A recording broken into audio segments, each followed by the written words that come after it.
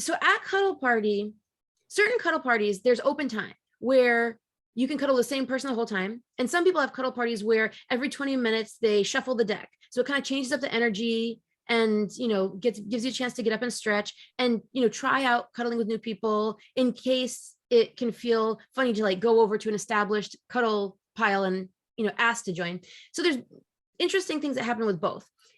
In Cuddle Party, we talk about ways of kind of completing your connection of cuddle. Can you give some of those examples? Sure. Well, first of all, just to comment on what you said, in an in-person Cuddle Party, official Cuddle Party Inc.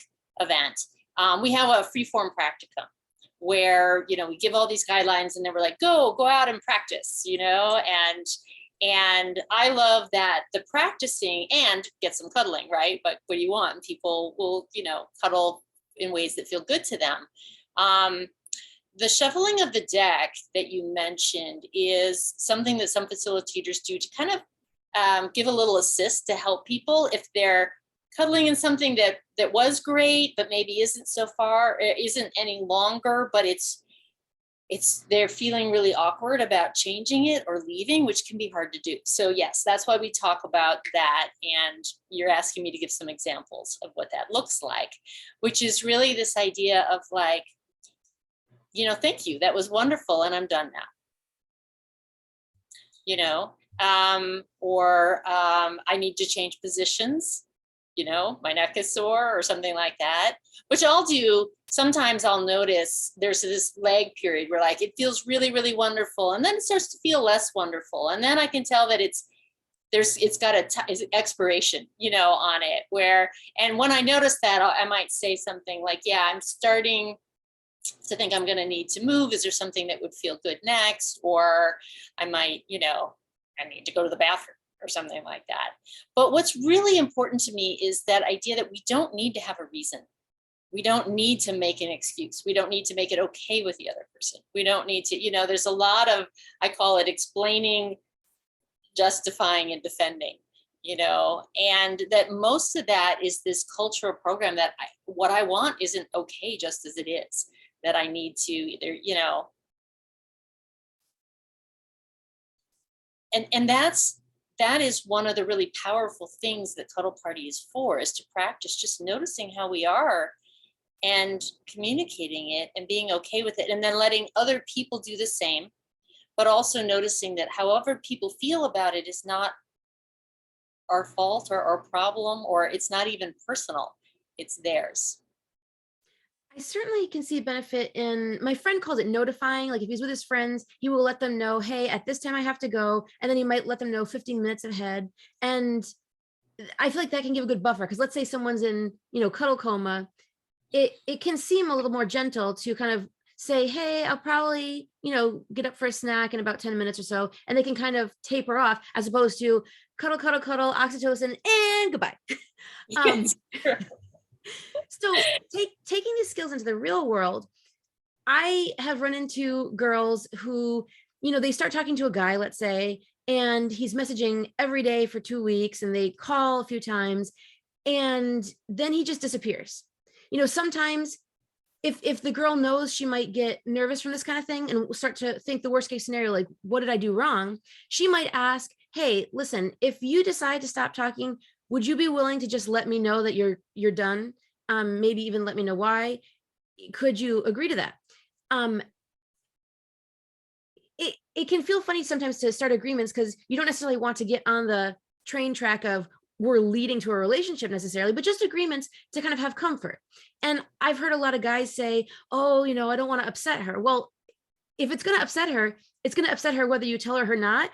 You are not telling her is just your way of not having to witness her being upset. So that's kind of, some could say that could be cowardly. I don't want their upset to upset me. Yeah. Right. So I wonder, we were talking a bit about agreements that are actually made, such as, will you let me know when we're done talking, versus when you're on a plane and you talk to your seatmate. I don't think people usually exchange information. You kind of understand that this is the end of the road for our conversation. So navigating when you have conversations with people that one person may want more and the other person hasn't agreed to more, how does that get communicated? Does it need to be, entitlement and expectations? Yeah, I mean, I think this really kind of comes down to asking for what you want.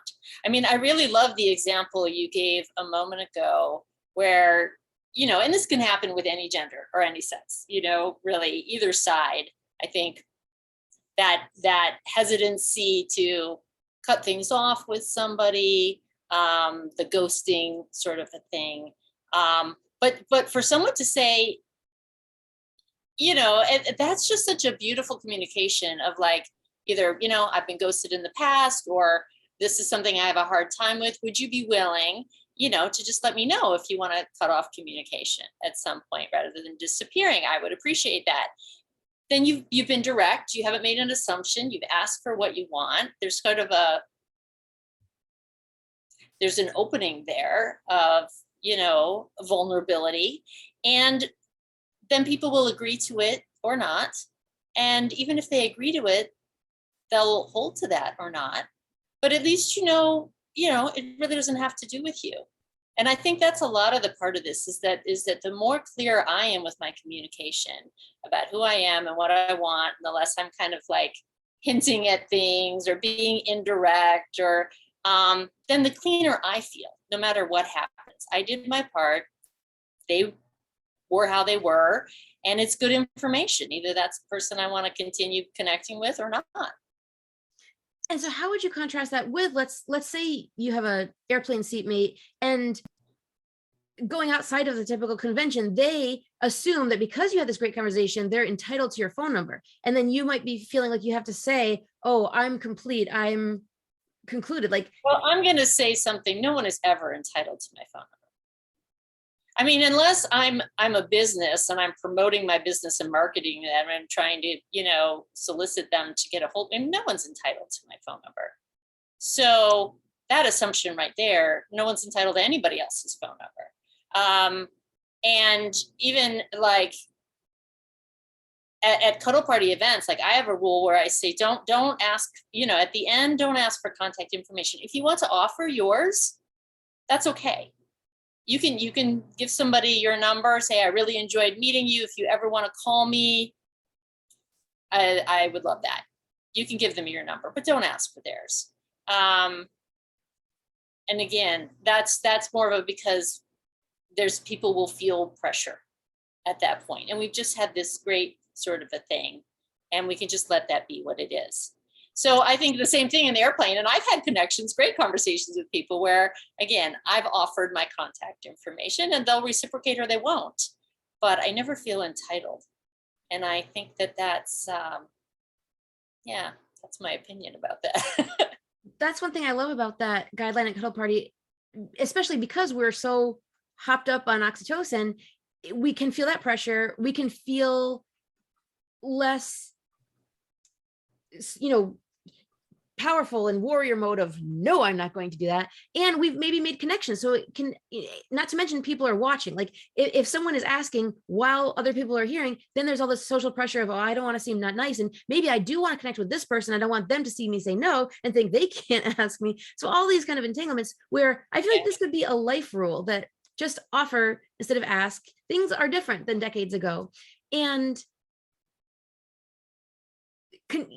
continued access to people is not assumed when, in these beginning stages before patterns are established. And even when the patterns are established, that's still not an agreement. So it's kind of like a spectrum. Exactly. And I like it, an assumption versus an agreement. And an agreement is explicit and it requires asking. And when we ask, it's always about being open to a yes or a no. I mean, we can have our preferences around it and what we want, but entitlement is that's when it's gone too far. Well, I know I feel so much better having discussed this and gaining a few extra tools, and I know I will want to practice and possibly do role plays with various scenarios so that in a safe environment we can learn how to execute these things before we're in the wild and feeling the actual pressure. Yes, practice makes better, for sure. Well, thank you so much for sharing this wonderful information. You're so welcome, Larysa. I always enjoy talking with you. You too. Thank you.